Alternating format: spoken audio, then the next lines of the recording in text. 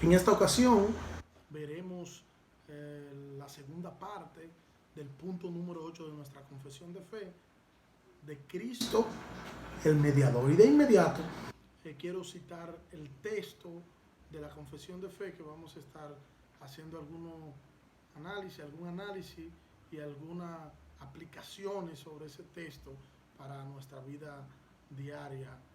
Y veamos el texto. El texto nos dice que el Hijo de Dios, la segunda persona en la Trinidad, siendo Dios verdadero y eterno, el resplandor de la gloria del Padre, consustancial con aquel e igual a Él, que hizo el mundo y quien sostiene y gobierna todas las cosas que ha hecho. Cuando llegó la plenitud del tiempo, tomó sobre sí la naturaleza del hombre con todas sus propiedades esenciales y con sus debilidades concomitantes, aunque sin pecado, siendo concebido por el Espíritu Santo en el vientre de la Virgen María. Al venir sobre ella el Espíritu Santo y cubrirle el Altísimo con su sombra, y así fue hecho de una mujer de la tribu de Judá, de la simiente de Abraham y David, según las Escrituras, de manera que dos naturalezas completas, perfectas y distintas se unieron inseparablemente en una persona, pero sin conversión, composición o confusión alguna. Esta persona es verdaderamente Dios y verdaderamente hombre, aunque un solo Cristo, el único mediador entre Dios y el hombre. Este es la segunda parte o el segundo texto del punto número 8 de nuestra confesión de fe, que lo estaremos dividiendo en varias secciones o en varias partes o en varios puntos. El primer punto es así: el Hijo de Dios, la segunda persona en la Trinidad, siendo Dios verdadero y eterno, el resplandor de la gloria del Padre, sustancial con aquel e igual a Él, que hizo el mundo y quien sostiene y gobierna todas las cosas que ha hecho. Para la Biblia, referirse a que Jesucristo es Dios hecho hombre se refiere a lo que nosotros llamamos o conocemos como el tema de la encarnación. O sea, que Dios se encarnó, Dios se humanizó, Dios se hizo hombre. Gruden lo dice de esta manera en su teología sistemática. Dice Gruden: la encarnación fue la acción de Dios, el Hijo, por medio de la cual tomó naturaleza humana, fin de la cita. Es importante que nosotros entendamos que Dios se iguala en un acto que se llama encarnación, con la finalidad de llevar a cabo su plan de redimir al hombre en la persona de su Hijo Jesucristo. La palabra Dios en el Nuevo Testamento se usa de manera frecuente para el Padre, aunque en algunas ocasiones, en algunos textos, se usa para lo que es la persona de nuestro Salvador Jesucristo. Mire, algunas citas para sustentar lo que acabo de decir. En el Evangelio según San Juan, capítulo 1, voy a estar leyendo en la traducción viviente, nueva traducción viviente. En el principio, dice el texto de Juan capítulo 1, versículo 1, en el principio la palabra ya existía, la palabra estaba con Dios y la palabra era Dios. El que es la palabra existía en el principio con Dios. Dios creó todas las cosas por medio de Él y nada fue creado sin Él. La palabra le dio vida a todo lo creado y su vida trajo luz a todos. Versículo 14. Entonces la palabra se hizo hombre y vino a vivir entre nosotros. Estaba llena de amor inagotable y fidelidad. Y hemos visto su gloria, la gloria del único Hijo del Padre. Versículo 18. Nadie ha visto jamás a Dios, pero el único que es Dios está íntimamente ligado al Padre. Él nos ha revelado a Dios. Y recordemos que la intención de Juan era dar a mostrar que Cristo es Dios y que todo aquel que crea que Cristo es Dios se pueda salvar. La intención de Juan en todo su libro era hablarnos y mostrarnos. Juan nos va dejando los detalles de la encarnación, nos va mostrando lo que es la encarnación de Cristo.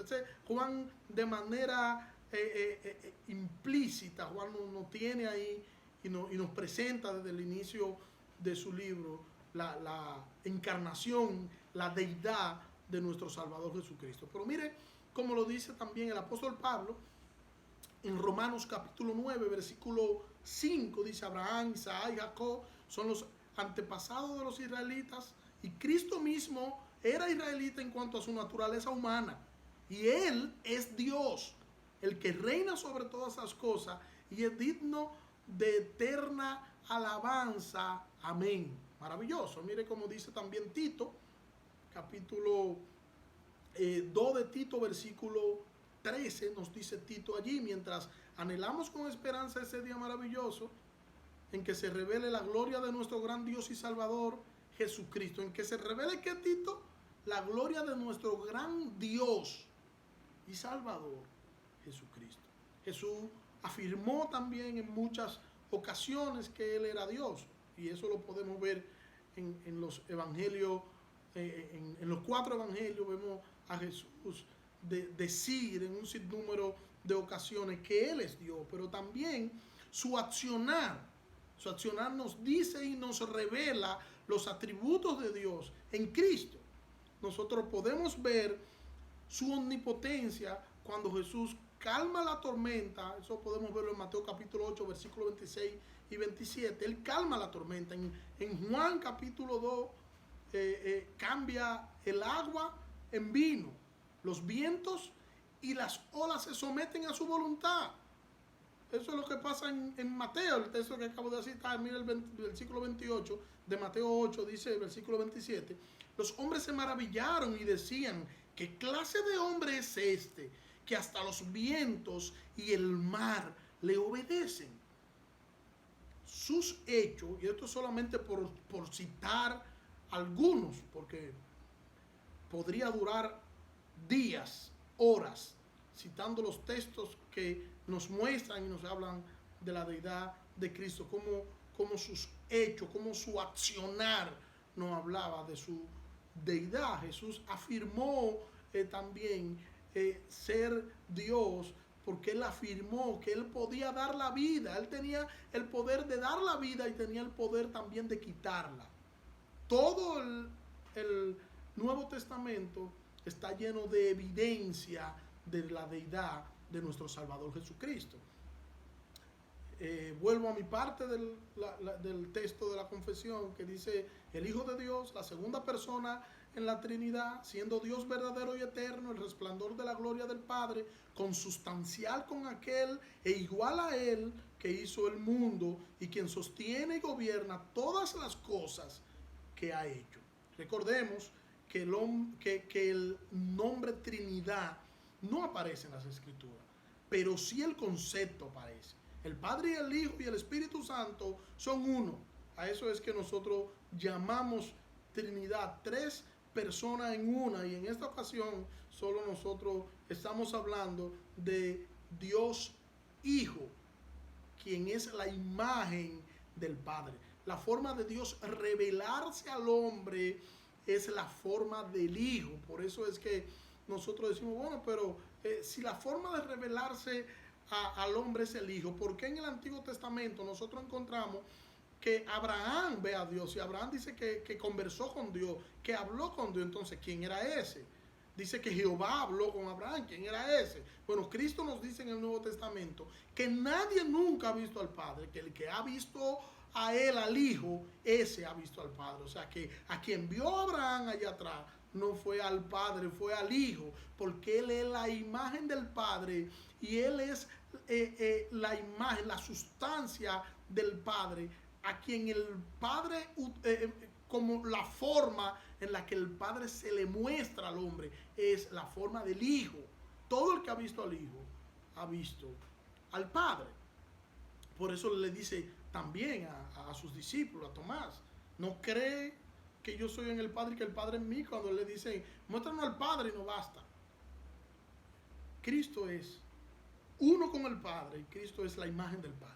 Hizo el mundo y quien sostiene y gobierna todas las cosas que ha hecho. Y volvemos al punto, Jesucristo hizo el mundo. Y no solo eso, que aún Jesucristo sostiene su mundo.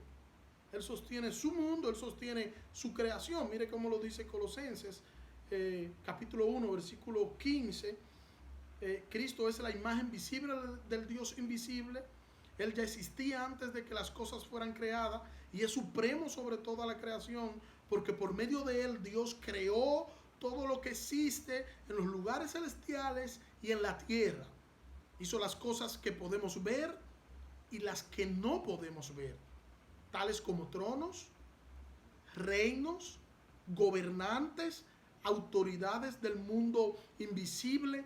Todo fue creado por medio de Él y para Él. Jesucristo y el Padre son una misma sustancia. Jesucristo es la imagen que se puede ver de Dios. Y es Jesucristo quien sostiene todo el mundo que Él creó. La creación no es autosuficiente. Toda la creación es dependiente de su creador. Todo, absolutamente todo lo que es su creación. Desde algo tan microscópico como es un virus hasta algo tan majestuoso como es el universo. Vemos el sol, la hermosura del sol cada mañana, o una puesta de sol, el ocaso hermoso, disfrutamos de una brisa fresca, el inmenso mar que nos deleitamos en él, todas las cosas, inmensa, hermosa como nosotros la vemos, todo lo que es su creación responde únicamente a quien la sustenta, quien hace que sea posible el sustento de su creación es quien la creó. Y tenemos que ver su mano poderosa detrás de cada detalle en su creación. Y tenemos que descansar en Él cuando nosotros no entendamos las distintas circunstancias de la vida. No fue que el Creador creó todo y lo dejó abandonado a su suerte. No, no fue así.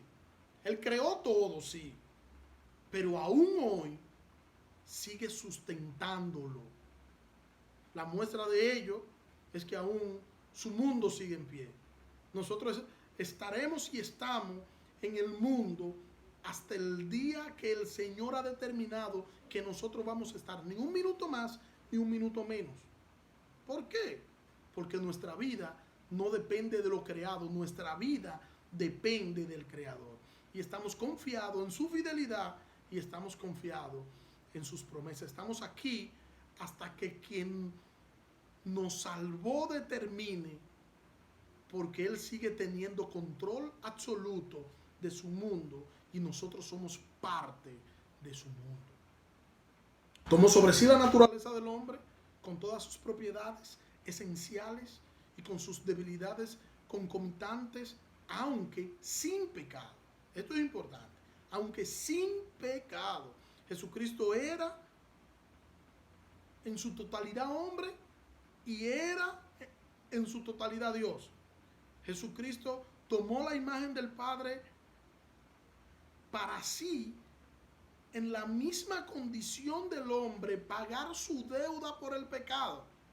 Interesante eso. Mire como lo dice Filipenses capítulo 2, desde el versículo 5. Tenga la misma actitud que tuvo Cristo Jesús. Aunque era Dios, no consideró que el ser igual a Dios fuera algo a lo cual aferrarse. En cambio, renunció a sus privilegios divinos, adoptó la humildad, la humilde posición de un esclavo y nació como un ser humano. Cuando apareció en forma de hombre, se humilló a sí mismo en obediencia al Padre y murió en una cruz como morían los criminales. Era Dios y era hombre. Como Dios tenía todos los atributos de Dios y como hombre tenía todos los atributos de un hombre. Tenía sentimientos, sentía dolor, le daba hambre, tenía necesidad de descansar, de dormir, tenía necesidades básicas como de ir al baño, de asearse. Pero lo único que Cristo no poseía del hombre era su naturaleza pecaminosa. Porque Él tiene una naturaleza divina. Y tiene una naturaleza divina y un cuerpo humano. Y no es solo que vino al mundo, sino que vino al mundo y nunca, absolutamente nunca, pecó. Mire cómo lo dice Hebreos, capítulo 4, versículo 15 y versículo 16. Nuestro sumo sacerdote comprende nuestras debilidades, porque enfrentó todas y cada una de las pruebas que enfrentamos nosotros. Sin embargo, Él nunca pecó. Así que acerquémonos con toda confianza al trono de la gracia de nuestro Dios. Allí recibiremos su misericordia y encontraremos la gracia que nos ayudará cuando más lo necesitemos. El Señor no está ajeno a los sufrimientos y dolores que nosotros padecemos. Él enfrentó el dolor y Él enfrentó el sufrimiento. Pero, a diferencia nuestra, es que sin pecado. Lo que está diciendo el texto es que el Señor sabe y el Señor conoce nuestras debilidades. Él lo sabe y lo conoce. Él nos comprende porque Él vivió como uno de nosotros. Él comprende nuestro dolor. Él nos conoce tal y como nosotros somos. El versículo 16 hace un llamado a que nosotros nos acerquemos al trono del Señor. ¿A que nos acerquemos a qué? A recibir gracia y misericordia por medio de Jesucristo. Y hallaremos descanso y paz en el trono de Dios por medio de nuestro Salvador Jesucristo. Este es el llamado al que está haciendo aquí este texto. A nosotros los creyentes nos está haciendo un llamado a que nos acerquemos en oración, a que podamos disfrutar del cálido trato de nuestro Salvador. Versículo 16. Así que acerquémonos con toda confianza al trono de la gracia de nuestro Dios. Allí recibiremos su misericordia y encontraremos la gracia que nos ayudará cuando más la necesitemos. La gracia de Dios nos da fuerza para hacer lo que nosotros debemos hacer, pero para lo que no tenemos capacidad.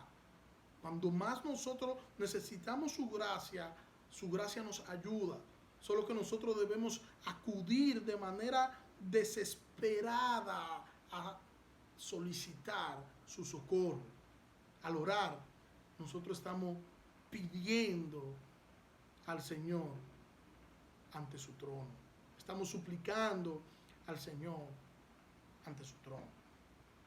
Así que acerquémonos con toda confianza al trono de la gracia de nuestro Dios. Allí recibiremos su misericordia y encontraremos la gracia que nos ayudará cuando más lo necesitemos. Lo que nosotros necesitamos para estar seguros es la gracia del Señor. Lo que nosotros necesitamos para estar protegido y fortalecido es la gracia del Señor. Gruden, definiendo los atributos de Dios, nos dice que la misericordia de Dios es la bondad de Dios hacia los que están afligidos y angustiados, y que la gracia de Dios es la bondad de Dios hacia los que merecen solo castigo. Hermanos, podemos acercarnos confiadamente al Señor y recibiremos que su bondad. El Señor nos ha dado gracia cuando nosotros lo único que merecíamos era castigo. Nos ha tratado con bondad. Cuando nosotros estábamos afligidos y angustiados, su bondad nos cubrió. Cuando estábamos perdidos y angustiados, cuando éramos sus enemigos, su gracia nos alcanzó y Él nos salvó. ¿Cuánto más ahora que nosotros estemos afligidos y angustiados, su bondad no nos va a cubrir? Busca socorro ante aquel que murió por ti en la cruz del Calvario, ante quien te conoce, a quien te ha tratado con bondad, aunque no merecía su bondad. Su bondad y su gracia nos sustentan y nosotros necesitamos acercarnos desesperadamente al trono de la gracia. Siendo concebido por el Espíritu Santo en el vientre de la Virgen María, al venir sobre ella el Espíritu Santo, y cubrirla el Altísimo con su sombra, y así fue hecho de una mujer de la tribu de Judá, de la simiente de Abraham y David, según las Escrituras. Bueno, aquí esta parte es como el cumplimiento de Cristo, y todo eso lo vemos en las profecías del Antiguo Testamento, de dónde iba a venir el Mesías y todo eso, y Belén, y todo lo que las Escrituras decían en torno a lo que era el nacimiento del Mesías. Todo lo vemos cumplido en Cristo, quien cumplió todo eso. Luego nos sigue diciendo el texto: de manera que dos naturalezas completas, perfecta y distinta, se unieron inseparablemente en una persona, pero sin conversión, composición o confusión alguna. Esta persona es verdaderamente Dios y verdaderamente hombre, aunque un solo Dios, el único verdadero, el único mediador entre él y el hombre. Dos naturalezas, un solo ser. Jesucristo es verdaderamente hombre y Jesucristo es verdaderamente Dios. Míralo de esta manera. Antes de Dios pensar en la creación, primero piensa en la glorificación de su Hijo. O sea que su Hijo es la razón de ser de lo creado. Y entonces diseña un plan donde su Hijo giraría en el centro. Su hijo iba a estar en el centro y todo lo demás iba a estar alrededor de su Hijo. Podemos decirlo así: su Hijo estaba en el centro y él colocó todos los elementos alrededor de su Hijo para la gloria de su nombre. Su Hijo, en su plan, es el único mediador y tenía que venir como hombre, porque venía a pagar la culpa de ese hombre. Por eso cuando Dios piensa en el hombre, ¿en quién piensa primero? Primero pensó en el cuerpo donde su Hijo se iba a encarnar para que sea el mediador, o sea, quien iba a reconciliar al pecador, quien iba a reconciliar a su pueblo con Dios y de esta forma salvar a su pueblo de sus pecados. Su voluntad, su plan, su mundo, que aún hoy en día se mantiene en pie porque el Creador lo mantiene en pie, porque vive el Creador, su mundo vive y sigue girando, porque Él es la razón de ser de todas las cosas. Todas las cosas tienen una razón de ser, y la razón de ser no están en las cosas, están en el Creador, quien creó todas las cosas para la gloria de su nombre, con un fin marcado y determinado, y todas las cosas cumplen con el propósito para el cual el Creador así la hizo. Todo fue creado por medio de Él y para Él, para la gloria de su nombre. Pregúntate, cuando tú no entiendas algo que esté sucediendo a tu alrededor, cuando tú no entiendas algo que esté sucediendo en el mundo, cuando tú no entiendas algo que esté sucediendo, pregúntate, ¿qué Dios está haciendo? ¿Cuál es la voluntad de Dios en torno a todo esto? Toda la creación está cumpliendo con su plan, toda la creación está cumpliendo con el propósito del Creador. Entonces, yo debo postrarme ante el trono de la gracia, pedir socorro y decirle al Señor: